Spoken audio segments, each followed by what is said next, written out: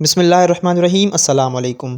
आज हम head master और हेड मिस्ट्रेस का पास्ट पेपर सॉल्व करेंगे, लेकिन कोई मखसूस पास्ट पेपर नहीं है। ठीक है, जो क्वेश्चन मुझे समझ आए हैं, जिनकी मैंने सही तरह से स्टडी की है, जो मैं समझ रहा था कि मैं आपको सही तरीके से और अच्छे तरीके से बता भी सकता हूं और समझा भी सकता हूं, वो क्वेश्चन मैंने उठाए हैं डिफरेंट पास्ट पेपर से। गूगल पर जो है आप ले सकते हैं, गूगल पर आप लिखें head master head mistress past paper, आपको हज़ारों की तादाद में मिल जाएंगे। तो वहाँ से मैंने जो है कुछ क्वेश्चन सॉल्व किए हैं। तो चलिए आज की वीडियो को स्टार्ट करते हैं। अगर कोई भी क्वेश्चन गलत हो तो आप कमेंट सेक्शन में मुझे लाजमी बता दीजिए, क्योंकि मैंने अपना बेस्ट दिया है हर चीज़ को जो है कंफर्म करने में। तो चलिए आज की वीडियो को स्टार्ट करते हैं। सबसे पहला क्वेश्चन है, Socrates divides knowledge into two main levels. Socrates ने नॉलेज को दो लेवल्स में डिवाइड किया है। First level is ordinary knowledge, पहली लेवल है ordinary knowledge, varies for the higher level. ठीक है, जो कि आगे जाके हायर लेवल बनती है, उसके लिए उसने कौन सा टर्म इस्तेमाल किया है? ही यूजेस द टर्म जो ऑर्डिनरी नॉलेज से ऊपर जो नॉलेज है, जिसको हम हायर लेवल जिसको हम बुलाते हैं, उसको जो है उसके लिए कौन सा टर्म इस्तेमाल किया है सोक्रेट्स ने? तो उसका सही ऑप्शन है ऑप्शन डी, क्लासिकल नॉलेज।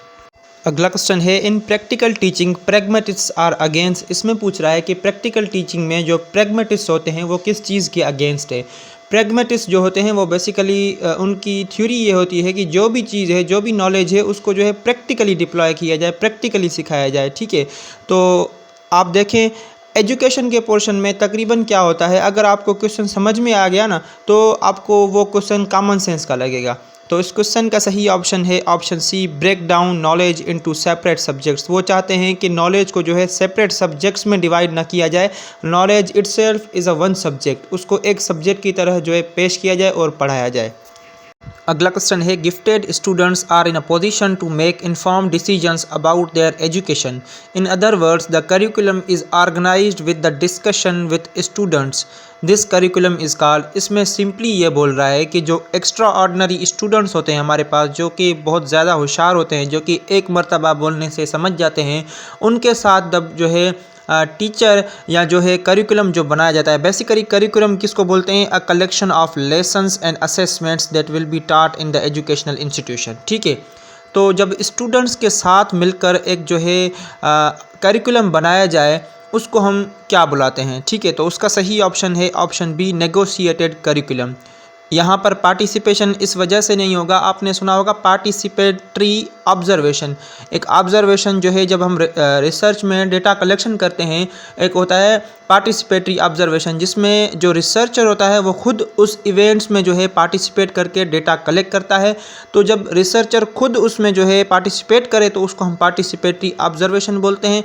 यहाँ पर जो है स्टूडेंट के साथ निगोशिएट करके एक जो है फाइनल डिसीजन बनाया जाता है, उसके बाद ही करिकुलम बनता है। तो ये पार्टिसिपेटरी ऑब्जर्वेशन भी आप याद कर लें, ये भी सवाल आ सकता है। अगला क्वेश्चन है, rational emotive therapy is a type of. सबसे पहले देख लेते हैं रेशनल इमोटिव थेरापी होती क्या है। ठीक है, इसको हम बुलाते हैं रेशनल इमोटिव बिहेवियर थेरापी। इसमें क्या होता है, ये बेसिकली हमें ये सिखाती है थेरापी, कि आप कैसे जो है अपने इमोशंस को कंट्रोल करें, कैसे नेगेटिविटी को जो है अपने साइड पे करके और जो है आप पॉजिटिविटी को लाएं। काफ़ी सारे लोगों की आदत होती है कि वो जो है सेल्फ डिफीट फील करते हैं कि यार मैं तो हार गया।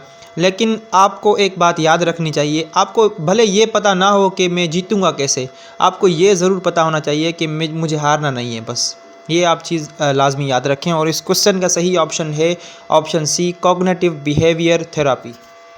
अगला क्वेश्चन है, Binet believed that intelligence is not a single entity, instead he viewed it as. Binet ने खुद कहा है कि जो इंटेलिजेंस है वो एक सिंगल चीज़ नहीं है। तो बाइनेट ने क्या कहा है कि कौन कौन सी चीज़ें हैं जो कि इंटेलिजेंस के साथ होती हैं? तो उसका सही ऑप्शन है option A, collection of specific process. ठीक है, मतलब इंटेलिजेंस एक सिंगल एंटिटी नहीं है, उसने ये बोला था, क्योंकि उसमें काफ़ी सारी चीज़ें होती हैं, जिसमें मेमोरी आ जाती है, अटेंशन हमारी आ जाती है, या हमारे प्रॉब्लम सॉल्विंग स्किल्स आ जाते हैं। ये सारी चीज़ें जो है वो मिलकर इंटेलिजेंस में जो है वो मर्ज हो जाते हैं। अगला क्वेश्चन है the formation of research hypothesis requires. Hypothesis को बनाने के लिए एक रिसर्च में किस चीज़ की ज़रूरत होती है। ठीक है, हाइपोथेसिस बेसिकली क्या होता है, जो हमारा रिसर्च का टॉपिक होता है उसके हवाले से हम कुछ अजम्पशंस लगाते हैं, कुछ प्रिडिक्शन करते हैं। जैसे अगर मैं अपनी थीसिस बना रहा हूँ, उस वक्त मैंने हाइपोथेसिस बनाया, मेरा टॉपिक है पावर्टी, तो मैं अपनी एक हाइपोथेसिस जनरेट करूँगा कि भाई पावर्टी डायरेक्ट लिंक है, उसका डायरेक्ट लिंक है अनएम्प्लॉयमेंट से या जो है लेस एजुकेशन से। ये मैंने हाइपोथेसिस बना दी। आगे चल के मैं जो है स्टैटिस्टिकल टूल से या किसी भी तरह से उस हाइपोथेसिस को जो है प्रूव करूँगा, तो वो मेरी हाइपोथेसिस वैलिड हो जाएगी। अगर जो वो गलत हो गई तो वो नल एंड वाइड हाइपोथेसिस हो जाएगी। ठीक है, तो इस क्वेश्चन का सही ऑप्शन है ऑप्शन डी। हाइपोथेसिस बनाने के लिए हमें किस चीज़ की ज़रूरत होती है, रिव्यू ऑफ रिलेटेड लिटरेचर। जो भी पीछे जिसने भी रिसर्च की है या जो भी लिटरेचर मौजूद है उसको पढ़ के हम प्रोडक्शन लगाते हैं, प्रोडक्शन करते हैं अपनी कि हमारे जो है टॉपिक के लिए कौन सी हाइपोथेसिस, कौन सी अजम्पशंस करेक्ट होंगी, कौन सी नहीं होंगी। अगला क्वेश्चन है हिस्टोग्राम और frequency histogram consist of a set of. इसमें पूछ रहा है कि जो हिस्टोग्राम, इट मींस हिस्टोग्राम एक ग्राफिकल रिप्रेजेंटेशन होती है जिसमें हम डिस्ट्रीब्यूशन ऑफ डेटा शो करते हैं कि हमने डेटा को डिस्ट्रीब्यूट कैसे किया है। ठीक है, इसका सही ऑप्शन बता के मैं आपको मज़ीद क्लियर करवाता हूँ। तो इसका सही ऑप्शन है ऑप्शन सी। इसमें रेक्टेंगल जो है वो लाइंस होती हैं या रेक्टेंगल्स की तरह जो है वो बार्स बने हुए होते हैं।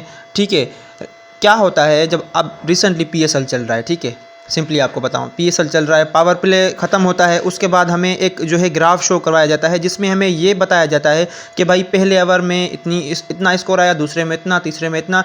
वो बार्स जो ऊपर जा रहे होते हैं, एक बार सबसे ऊपर होता है, इट मीन्स कि उसमें सबसे ज़्यादा रन्स आए हैं, तो ये बार्स जो हैं वो एक डेटा को शो करता है। ठीक है, तो डिफरेंट बार्स जो है वो रेक्टेंगल बार्स होते हैं जो कि शो किए जाते हैं हिस्टोग्राम या फ्रीक्वेंसी ऑफ हिस्टोग्राम में।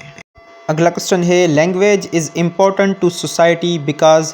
लैंग्वेज जो है एक ज़बान है, ठीक है, वो सोसाइटी के लिए क्यों इम्पोर्टेंट होती है। तो उसका सही ऑप्शन है option A, it makes social contracts easy. अब मैंने आपको सिविक्स में बताया था कि सोशल कॉन्ट्रैक्ट हम किसको बुलाते हैं, वो चीज़ जो काफ़ी सारे लोग मिलकर एक एग्रीमेंट करें जिससे सोसाइटी का भी भला हो और जो है कुछ अपनी जो डिमांड्स हैं उन पर गिव अप करें और जो है स्टेट को या जो हमारी रियासत है उसको ये राइट दें कि भाई आप हमारे हक़ को, आप हमारे राइट्स को प्रोटेक्ट करें, हम जो है ये चीज़ें छोड़ देंगे जिससे सोसाइटी का भला हो। अगला क्वेश्चन है in the new education policy 2009 ICTs stands for.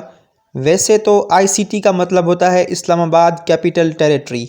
ये क्वेश्चन आपसे जनरल नॉलेज या पाकिस्तान अफेयर्स के क्वेश्चन पोर्शन में पूछ सकते हैं, तो ये याद कर लें ICT इस्लामाबाद कैपिटल टेरिटरी। ठीक है, अब यहाँ पर पूछ रहा है कि जो 2009 में पॉलिसी आई थी एजुकेशन की, उसमें ICT का मतलब क्या है।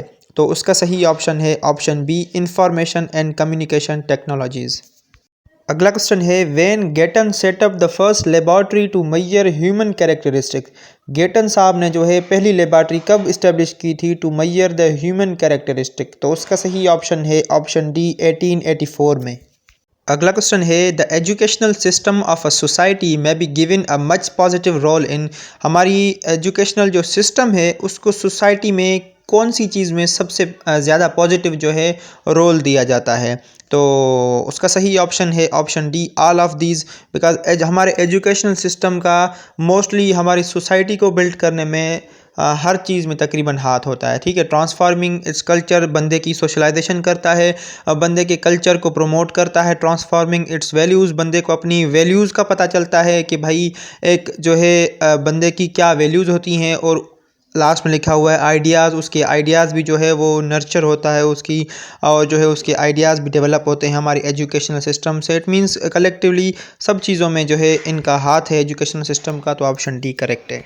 अगला क्वेश्चन है in economic perspective the process of education can be analysed as an. तो इकोनॉमी के पर्सपेक्टिव से एजुकेशन प्रोसेस क्या है। तो उसका सही ऑप्शन है ऑप्शन सी, इन्वेस्टमेंट डिसीजन है। अगर किसी को स्कूल खोलना है, ठीक है, प्राइवेट स्कूल बोल रहा हूँ, तो वहाँ पर उसको सबसे पहले क्या करना पड़ेगा, इन्वेस्टमेंट करनी पड़ेगी ताकि वो इदारा खुल सके। उसके बाद फिर वो किस तरह से सर्विस डिलीवर करता है, किस तरह से उसकी फ़ीस है, किस तरह से उसका सारा जो है प्रोसेस है, वो उसकी मर्ज़ी होती है। सिंपली हम इसको ऐसे ले लें, जब हम स्कूल पढ़ने स्टार्ट करते हैं तो हमारे माँ बाप जो है उसी दिन से हम पर जो है इन्वेस्टमेंट करना स्टार्ट कर देते हैं। ये अलग बात है कि जब हम छोटे होते हैं तो हमें बहुत मार पड़ती है। बेसिकली मुझे तो बहुत मार पड़ी थी, तो मेरे माँ बाप के पैसे उसी वक्त पूरे हो गए भाई, मेरी मार में ही मेरे माँ बाप के पैसे पूरे हो गए। इस वजह से वो मुझसे किसी आउटपुट की डिमांड नहीं करते। तो ये थी आज की वीडियो। उम्मीद करता हूँ ये वीडियो आपको पसंद भी आएगी और आपको काम भी आएगी। अगर वीडियो थोड़ी सी भी पसंद आई हो तो वीडियो को लाइक कर दें, चैनल को सब्सक्राइब कर दें। मिलते हैं अगली वीडियो में, तब तक के लिए अपना बहुत सारा ख्याल रखिए, मुझे दुआ में याद रखिए। अल्लाह हाफ़िज़।